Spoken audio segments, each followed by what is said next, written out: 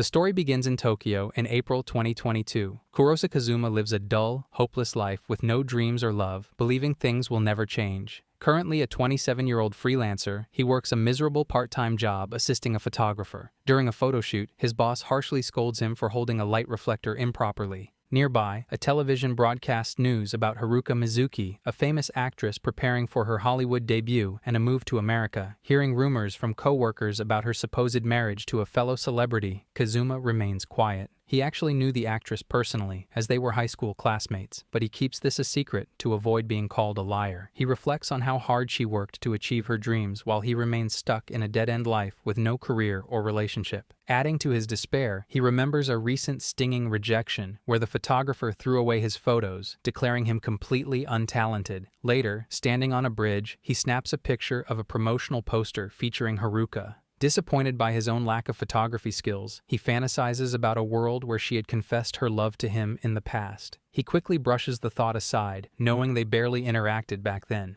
He regrets lacking the courage to befriend her during their school days, wondering if his life would have turned out differently. Accepting reality, he takes a deep breath and admits it is impossible to turn back time.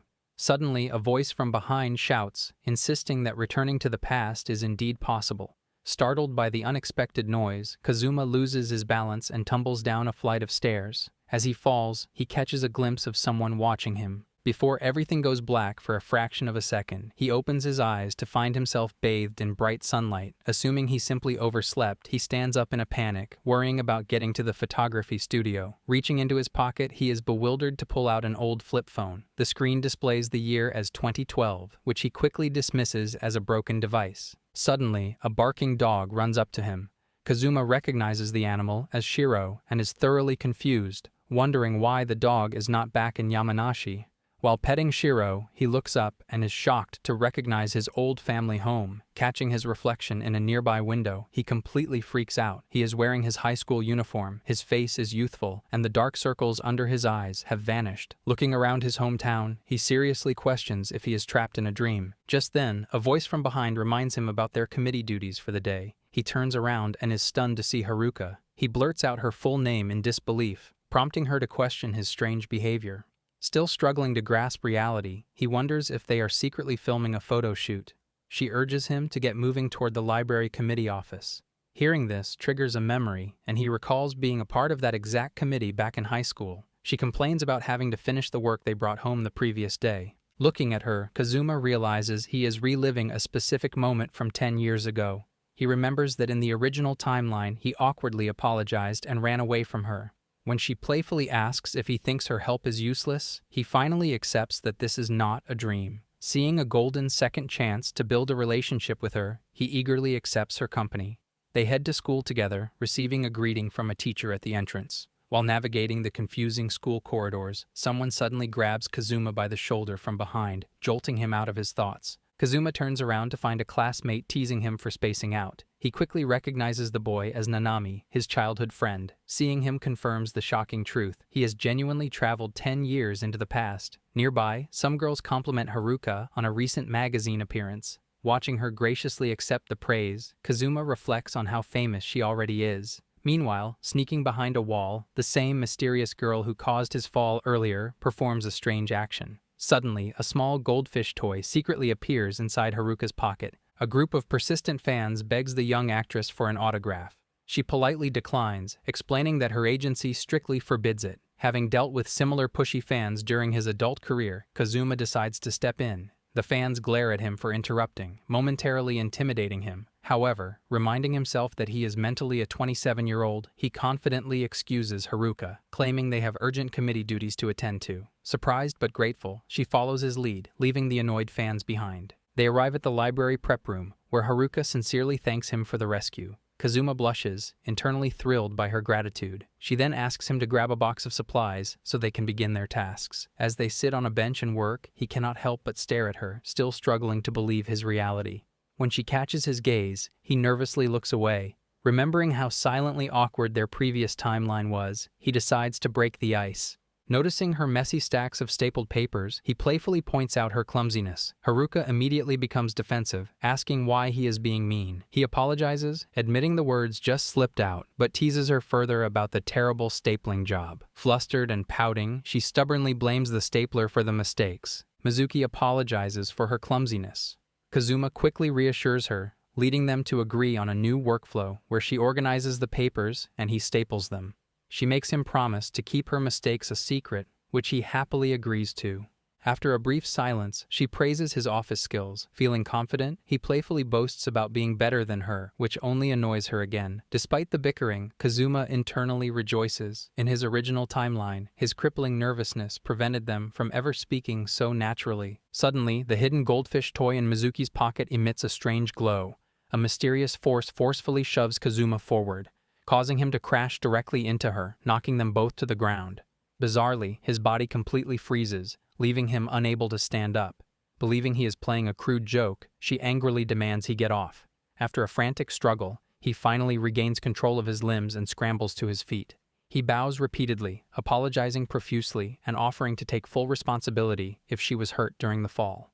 Ignoring his frantic apologies, she coldly tells him to leave so she can finish the work alone. Despite his desperate protests to stay and help, she firmly kicks him out. Walking out of the library, he falls into deep despair, believing his precious second chance is completely ruined. Back in the room, Mizuki is equally disappointed, secretly wishing they could have just enjoyed a normal conversation. Outside, as Kazuma questions the strange force that pushed him, a mysterious girl wearing bunny ears suddenly appears. She proudly takes credit for the disastrous accident. Stunned by her sudden appearance, he frantically questions who she is and why she is dressed in strange cosplay. The eccentric girl introduces herself as Miu Benzaiten, the goddess of love and the arts, one of the 7 lucky gods. Kazuma is utterly bewildered as she proudly announces she has come personally to assist him on his path to romance. She prompts him to check his pocket. Reaching inside, he pulls out the glowing goldfish toy from earlier. The goddess explains that this item is a magical tool called the Beam of Closeness, designed to physically pull him toward the person he thinks about the most. Realizing this magical beam is the exact reason he humiliatingly crashed into Mizuki at the library, he angrily scolds the deity. Unbothered, Miu brushes off his frustration, casually claiming a simple apology will fix the awkward situation. When he demands to know why she is doing this, she explains that he was chosen because his future life had reached the absolute peak of misfortune. To truly give him a second chance at happiness, she had to completely rewind time. She then instructs him to look at his left hand. To his shock, he discovers several mysterious red strings wrapping around his fingers. Miu identifies them as the red strings of fate. She declares that returning to his youth is only the beginning. He now has a strict mission. Before his high school graduation, he must successfully find love with one of the 5 destined candidates chosen for him by fate. Kazuma listens in shock, still struggling to accept that he has actually traveled back in time and reunited with Haruka and Nanami. He questions why there are 5 candidates. Miu bluntly admits she provided backups because she fully expects him to fail his first few attempts. She warns that if he does not tie his fate to one of these girls before graduation, he will be sent back to his miserable future,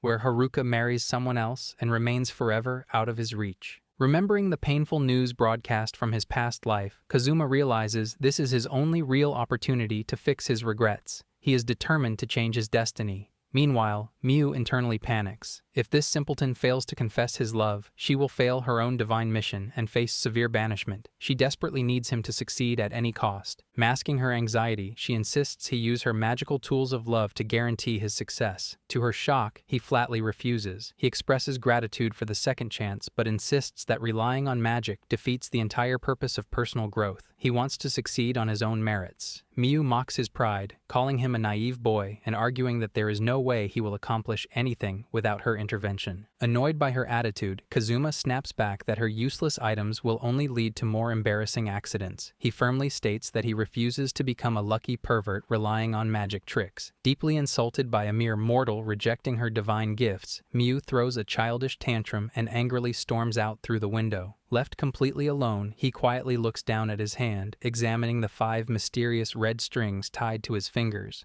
Reflecting on his strict time limit, he imagines Mizuki marrying someone else and resolves to press forward. He decides his first step must be apologizing to her for the library incident. However, throughout the school day, he remains too embarrassed to approach her while she is surrounded by other classmates. He keeps putting it off until the day ends. Walking home, he encounters Miu, who mercilessly mocks him for being a coward and failing to speak a single word to his crush. He worries someone might see her, but she assures him that she is invisible to everyone else. She then presents another magical tool, the seed of the legendary cherry blossom tree. She claims that any confession made beneath its shade is guaranteed to be accepted, though it only works once. Ignoring his protests, she immediately plants the seed in the dirt outside his house and waters it, causing a massive tree to sprout instantly. Suddenly, Mizuki arrives at his house. She is surprised by the fully grown tree, but Kazuma quickly tries to change the subject, asking why she is there. Impatient, Miu forcefully pushes him from behind, demanding he confess his love. He crashes into Mizuki, and they both tumble to the ground once again. He immediately scrambles back up, apologizing frantically. She mutters under her breath that she actually came to apologize to him, frustrated that the same embarrassing accident happened twice. He barely hears her whisper before noticing some dropped documents on the ground. Flustered, she quickly snatches the papers, desperately claiming it is not what it looks like. However, Kazuma has already seen them and asks if she is interested in acting. After a moment of awkward silence, she admits that acting is exactly what she wanted to discuss with him. Seeking his advice, she begins her explanation with a hypothetical scenario about a girl. Mizuki shares a hypothetical story about a novice actress who wants to pursue a serious career, but everyone around her insists she lacks talent. She asks Kazuma if he thinks this girl should just give up. Listening to her, he immediately realizes she is actually talking about herself. He notes that discovering her secret acting dream means he is already altering his original past. He knows for a fact that she eventually becomes a brilliant, highly successful actress. However, remembering the painful moment his own boss called him untalented, he projects his own deep insecurities. He accidentally blurts out that chasing a hopeless dream is a terrible idea and will only lead to pain. Shocked and deeply hurt by his harsh words, Mizuki forces a sad smile. She agrees with him and turns to leave. Realizing his massive mistake, Kazuma desperately begs her to stay and listen.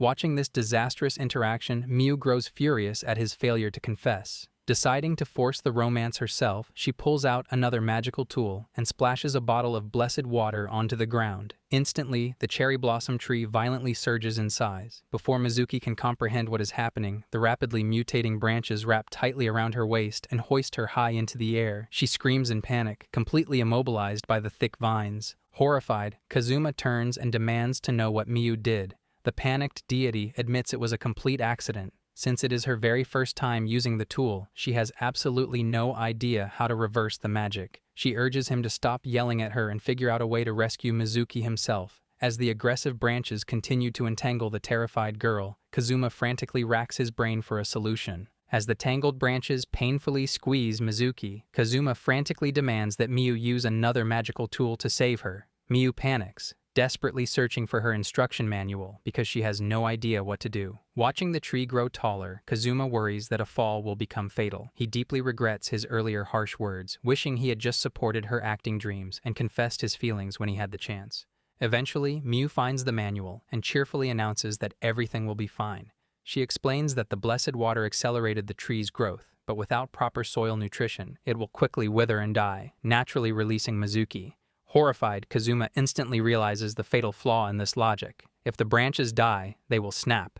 Just as he anticipates, the withered branches suddenly break apart, sending Mizuki plummeting toward the ground. Kazuma lunges forward to catch her but realizes he is too far away. Closing his eyes in despair, he prepares for the worst. Suddenly, the goldfish toy in his pocket activates. The magical beam violently thrusts him forward, allowing him to catch Mizuki securely in his arms before they crash safely onto the ground. After ensuring they are both unharmed, they slowly stand back up. Mizuki sincerely thanks him for the rescue. Determined to fix his earlier mistake, Kazuma immediately brings up her acting ambitions. She tries to awkwardly avoid the topic, but he firmly asks her to listen. He confesses his own secret dream of becoming a professional cameraman. He admits that the fear of failure constantly terrifies him and makes him want to quit, but he firmly states that giving up without even trying is utterly pointless. He passionately encourages Mizuki to pursue her acting goals with everything she has, reminding her that she is young and her potential is truly endless.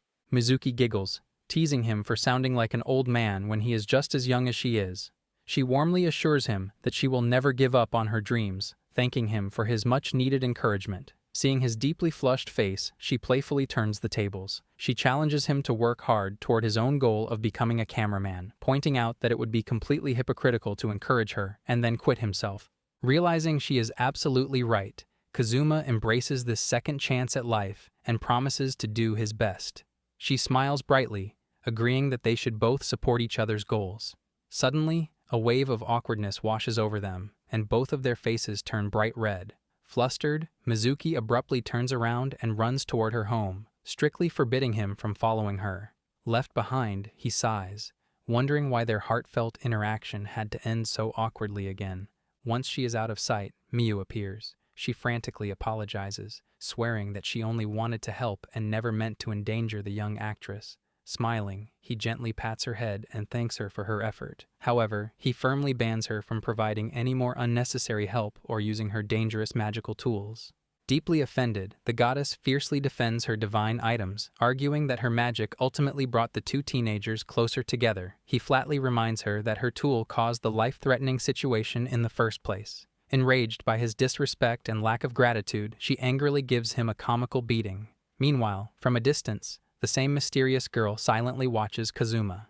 The next morning, he heads to school. It is only his second day back in the past, and he feels relieved to have grown closer to Mizuki. However, he remains frustrated that she had to endure such a terrifying ordeal because of the annoying deity. As if on cue, Miu appears beside him, cheerfully asking why he looks so gloomy early in the morning. He scowls, reminding her of the absolute disaster she caused the previous day and questioning how she can possibly smile. She carelessly brushes off his anger, advising him to move on and stop dwelling on the past. Shifting the topic, Miu warns him not to focus solely on Mizuki, reminding him about the 4 other destined candidates. She reiterates the strict rule: if he fails to find a partner among the 5 girls, he will be sent back to his miserable original timeline. Annoyed, he tells her he already knows the stakes. When she excitedly suggests seeking out the next candidate, he firmly states that he does not care about anyone else. She accuses him of being a coward, teasingly suggesting that his lack of experience with women makes him too intimidated to try. Provoked, he loudly shouts that Mizuki is the only one for him. Suddenly, Mizuki herself steps up from behind, confused, and asks what he means by that. Kazuma panics, spinning around to face her. Since she cannot see the goddess standing right next to him, it looks like he is yelling into thin air. He awkwardly covers up his outburst by claiming he was just talking to himself. Changing the subject, Mizuki brings up the bizarre cherry blossom tree from the previous day. Desperate to hide the magical truth, he tries to convince her that the massive tree was simply a shared daydream or an illusion, especially since it vanished without a trace. Though she distinctly remembers how terrifyingly real the branches felt, she decides not to press the issue and seemingly accepts his excuse. She then reminds him to meet her at the committee room that afternoon. He smiles and agrees, internally thrilled at having another chance to spend time with her. As they part ways, a younger girl approaches him. Kazuma is completely confused, having no idea who she is. She holds out her hand, revealing the glowing goldfish toy, and asks if it belongs to him. Shocked, he realizes he has lost the magical item. The younger girl explains that she found the lost goldfish toy in the club building the previous day. Relieved, Kazuma reaches out to take it, but she playfully pulls it back. She teasingly demands a reward, telling him to buy her a drink later as a thank you gift before quickly walking away. Kazuma is left completely confused, unaware that she is actually one of his fated candidates. Later in class, Kazuma tells Nanami about the strange encounter. Nanami is shocked that he does not recognize her. He explains that she is Ryo Hoshimiya from Class 2-4, a famous prodigy who aced the school's entrance exams with a perfect score. He also warns Kazuma about rumors claiming she playfully leads guys on. Kazuma thinks she hardly looked like a genius. However, her name sounds incredibly familiar. He suddenly remembers a photo shoot from his original timeline where he briefly worked with a chief editor named Ryo Hoshimiya. Realizing she is likely one of the candidates chosen by the red strings of fate, he decides not to panic, figuring that simply buying her a drink will not cause any major romantic developments. Changing the subject, Nanami returns a manga he borrowed. Kazuma nostalgically remembers loving the series in his past life. When she offers to hang out that afternoon, he politely declines. Later, he gathers his courage and visits Ryo's classroom to fulfill his promise. However, when he arrives, he finds the room full of flashy, intimidating students. When a few aggressive boys confront him, he panics and immediately runs away, deciding to just focus on his committee work with Mizuki instead. Watching him flee down the corridor, Miu becomes furious at his behavior. Frustrated that he is throwing away a golden opportunity, she decides to take matters into her own hands. She pulls out a magical wish-fulfilling wooden plaque and writes a desperate wish for the two teenagers to be completely alone together. Instantly, the magic activates. In the blink of an eye, both Kazuma and Ryo suddenly find themselves teleported and trapped tightly together inside a narrow school locker. Outside the window, Miyu gleefully watches her plan unfold. She gloats that anything written on her wish-fulfilling wooden plaque becomes reality for exactly 10 minutes. She fully expects this forced proximity to spark a romance between the two teenagers. Trapped inside the cramped locker, Kazuma frantically pushes against the door, but it refuses to budge. He realizes no one can hear his shouts, and his phone is completely out of reach. Knowing this must be another one of Miyu's forced magical tricks, he stresses over missing his scheduled committee meeting with Mizuki. Pressed closely against him, Ryo questions the bizarre situation. She points out that a flimsy locker door should easily open with a little force, suspiciously asking if he trapped them on purpose. He denies doing anything wrong. Noticing his bright red face, she teasingly points out how flustered and innocent he acts. Frustrated by her teasing and desperate to escape, he ignores her jokes. Watching from outside, Miyu grows impatient with his lack of romantic action, calling him an incompetent blockhead. Deciding to escalate the situation, she writes another command on the wooden plaque. Suddenly, Ryo feels a strange, overwhelming magical sensation washing over her body. Kazuma asks if she is okay, but she struggles to understand what is happening to her. The cramped space makes the magical tension even more unbearable. Just as the situation reaches its peak, the 10-minute time limit expires. Miyu curses her own forgetfulness as the locker door magically swings open by itself. Kazuma and Ryo tumble out into the hallway, both breathing heavily from the claustrophobic ordeal. Ryo quickly pushes him away, completely bewildered by the strange experience. She fiercely apologizes for the bizarre situation, but demands to know if he secretly caused it. He defensively swears he had nothing to do with it, admitting he was genuinely panicked about being trapped in such a tight space. She finally softens, acknowledging that his obvious anxiety proves he is telling the truth. Continuing his frantic explanation, he accidentally calls her pretty. Ryo immediately catches the slip and playfully teases him about the compliment. She laughs, calling him funny, and formally offers to be his friend. Eager to know who she was just trapped with, she asks for his name and playfully grabs his arm to get his attention. Suddenly the door swings open, and Mizuki walks in. Seeing Ryo holding onto his arm, her expression instantly darkens. She angrily reminds him about their scheduled committee work, accusing him of skipping out just to fool around with another girl. Kazuma desperately tries to explain that the entire situation is a massive misunderstanding, but she coldly dismisses him, calling him a shameless liar. Without giving him another chance to speak, she violently slams the door and storms off down the hallway. Panicking, he immediately sprints after her, begging her to wait and listen. Meanwhile, standing quietly in the corridor, Nanami watches the entire dramatic confrontation unfold. On his way home, Kazuma sulks over the locker incident. Miyu relentlessly pesters him, mocking his dramatic reaction to Mizuki giving him the silent treatment. She urges him to grow a spine and pursue the 4 other candidates. Furious, he snaps at her, blaming her magical tool for ruining his committee meeting and causing the massive misunderstanding. He firmly declares his exclusive loyalty to Mizuki and demands she stop using her magic. She verbally agrees, but secretly plots to use her items on the girls instead of him. The next day at school, Kazuma feels relieved, believing he has successfully stopped the magical stunts. However, he still worries about his ruined relationship. Hearing someone call out to him, he turns around hopefully, but his face falls when he sees Ryo. He immediately turns and walks away. Annoyed by his obvious disappointment and cold shoulder, she chases after him. Suddenly, she spots a small cat keychain on his belongings. She instantly recognizes it as a rare, limited edition collectible from a popular manga series and lunges for it. Connecting the dots, Kazuma realizes she is a closet otaku. Desperate to maintain her cool prodigy image, she frantically denies the accusation and insults the nerdy merchandise. Playing along, he pretends to withdraw his offer to give her the keychain as a gift, agreeing that a popular girl would not want it. Dropping her act entirely, she eagerly accepts the rare item. Hoping to end the interaction, he tries to excuse himself. Instead, Ryo forcefully interrupts him. Smugly declaring that she will do him a massive favor, she appoints herself as his secret otaku friend and playfully mocks his obvious lack of a social life. Kazuma tries to reject Ryo's offer, but Nanami suddenly interrupts, scolding them for yelling right in front of the school gate. Using the distraction, Ryo casually bids Kazuma farewell, completely ignoring his protests that they will not be hanging out later. Nanami opens his locker and suggests they head to class. As they walk down the corridor together, Kazuma spots Mizuki passing by. Desperate to fix things, he quickly ditches his friend to follow her. Later, sitting together in the library, a heavy, awkward silence hangs between them. Struggling to find the right words, Kazuma finally apologizes for the previous day's locker incident. Acting tough, Mizuki claims she is not upset, acknowledging that he likely just got dragged into trouble again. However, her voice raises strictly as she demands that he arrive 5 minutes early for committee work from now on, and notify her in advance if he will be late. He eagerly agrees to her terms. To his absolute shock, she promises that if he proves reliable, she will let him take her modeling photos.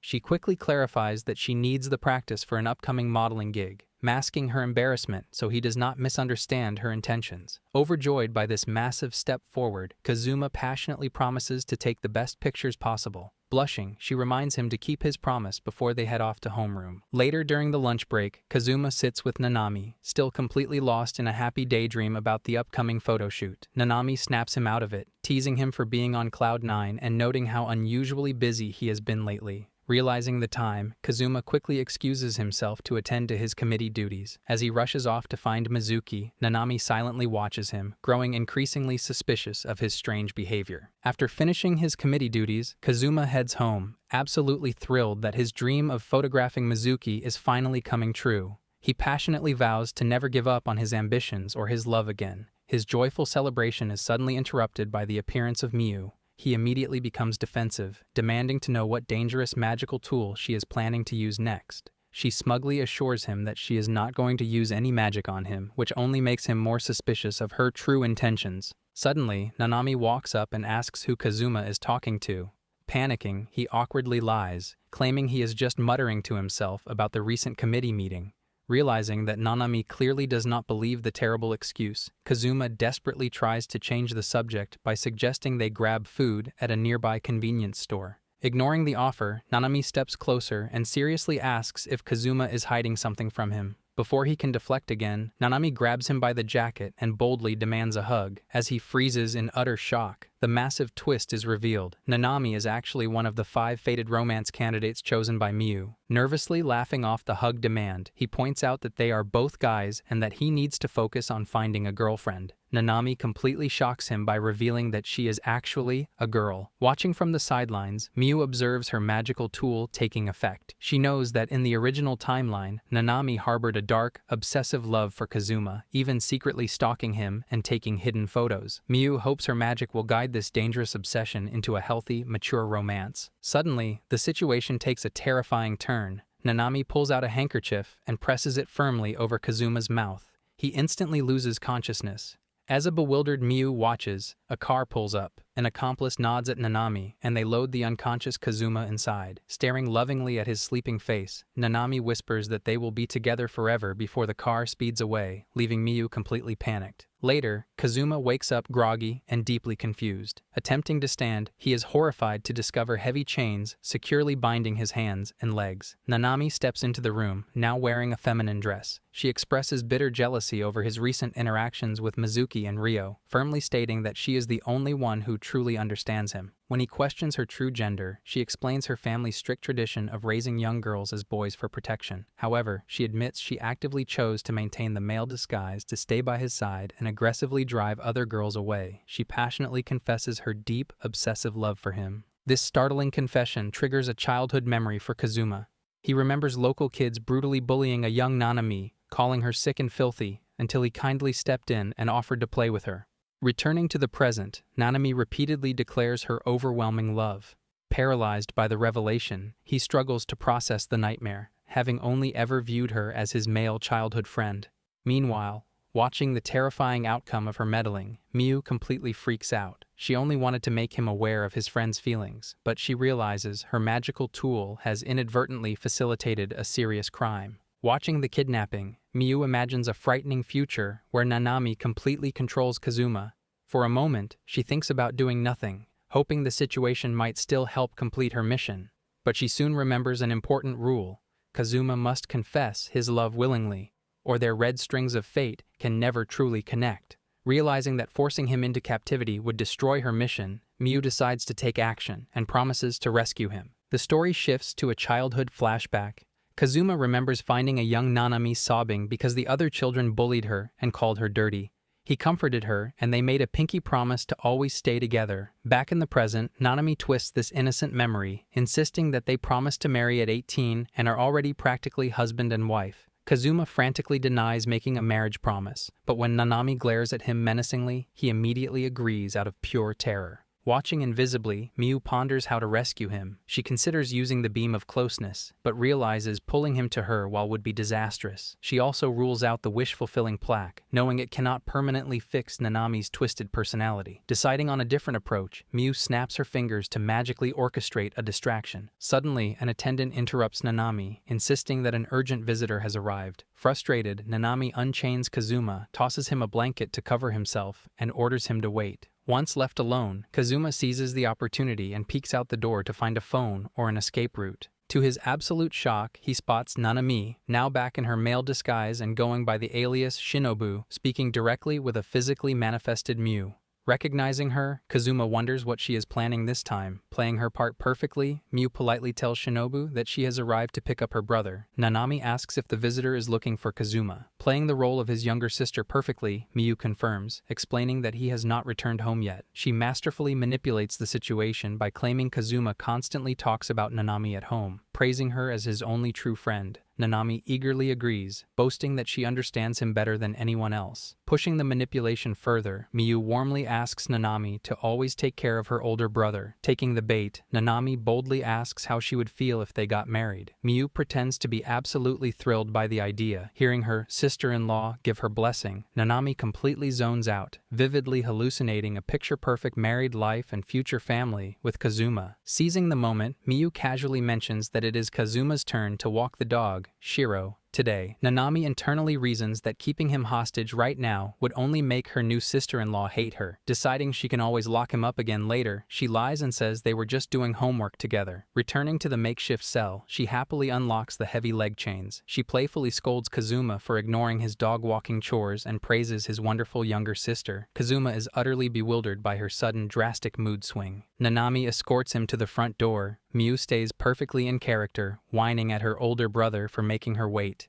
As they prepare to leave, Nanami leans in and whispers in Kazuma's ear, promising to continue their private session another time. He immediately tries to protest, but Miu forcefully grabs his hand to drag him away. She quickly whispers a harsh warning, telling him to shut up before he gets himself locked in the cell again. They wave goodbye to a happily blushing Nanami and hurry away. Back at home, Kazuma is shocked when his mother casually welcomes Miu inside as if she has always been part of the family. Once they are alone in his room, he thanks her for rescuing him and asks why she suddenly pretended to be his little sister. Miu explains that because he banned her from using magic on him directly, she had to find another way to save him. She admits she used a jealousy charm on Nanami to help create romance, but badly underestimated how obsessed Nanami already was. When the situation became dangerous, Miu rewrote everyone's memories and inserted herself into the family as Kazuma's younger sister. She also reveals that she chose the sister role on purpose, knowing Nanami would try to impress anyone connected to Kazuma.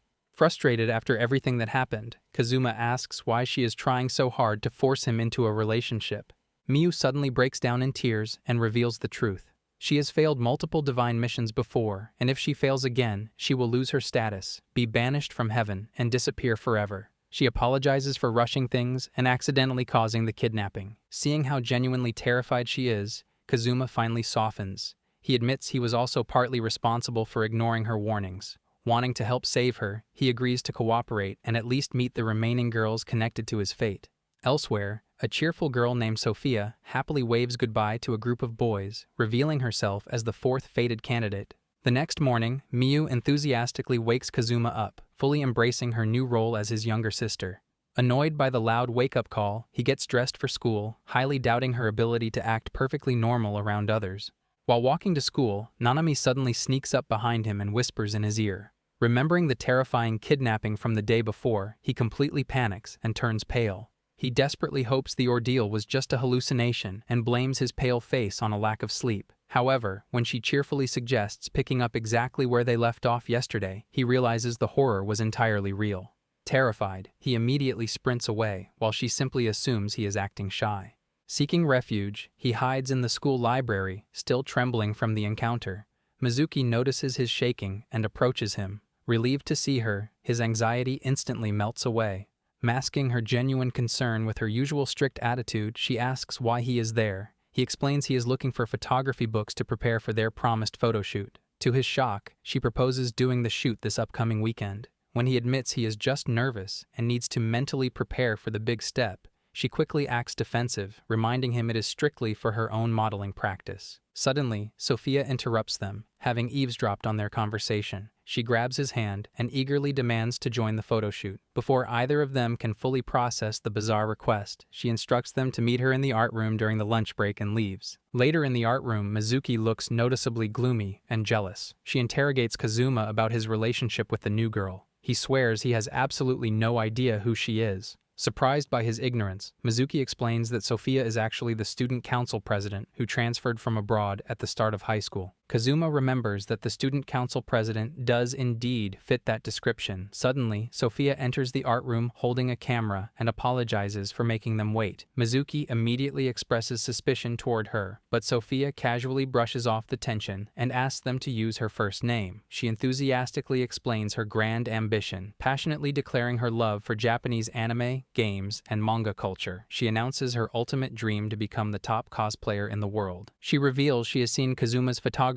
in the past and insists his skills are essential for her dream. She then aggressively encourages a reluctant Mizuki to dress up and join the cosplay movement. After a moment of hesitation, Mizuki agrees, but strictly states it is only for this one time. Watching the lively interaction, Kazuma gets a sense of déjà vu, vaguely remembering a famous foreign cosplayer from his original timeline. Meanwhile, observing from afar, Miu is thrilled that Kazuma is keeping his promise to interact with the other candidates. Deciding to give him a romantic advantage, she pulls out a magical tool, the heart arrow. She explains that anyone struck by this arrow will experience a sudden, overwhelming feeling of attraction whenever they lock eyes with Kazuma. She takes careful aim exclusively at Mizuki. However, right as she releases the arrow, Sophia excitedly pulls Mizuki into a tight hug. The magical arrow pierces right through both of them. Miu momentarily panics over the critical misfire, but quickly brushes it off, reasoning that as long as Mizuki was hit, her plan should still work fine. Kazuma officially begins the photo shoot. As soon as he looks at the girls through his camera lens, the magic immediately activates. Mizuki is startled as a strange, intense sensation washes over her body the exact moment their eyes meet. Despite the sudden magical tension, she and Sophia confidently strike their poses side by side. Looking through the viewfinder, Kazuma is absolutely mesmerized, noting that both girls are suddenly giving off a completely different, incredibly captivating aura than they were just moments ago. Sophia begins to strike various poses, but Kazuma is thoroughly confused by her bizarre movements. She awkwardly tries to play it off, claiming she just has an itchy eye. He then shifts his focus to photographing Mizuki. However, the moment their eyes lock through the camera lens, the magic takes effect again. She visibly stiffens, overcome by a sudden wave of awkwardness. Kazuma immediately notices her unnatural stiffness, quickly realizing that both girls are acting incredibly strange. Suddenly, Sophia becomes wildly enthusiastic. She passionately praises his incredible photography skills. Completely overwhelmed by the intense magical euphoria, she suddenly collapses to the floor. Alarmed, Kazuma rushes over to check if she is hurt. Brushing off the fall, she eagerly reassures him that she is perfectly fine and desperately begs him to keep taking more photos of her. Here I am, know it's been a while. I was in denial about my love. Here I stand,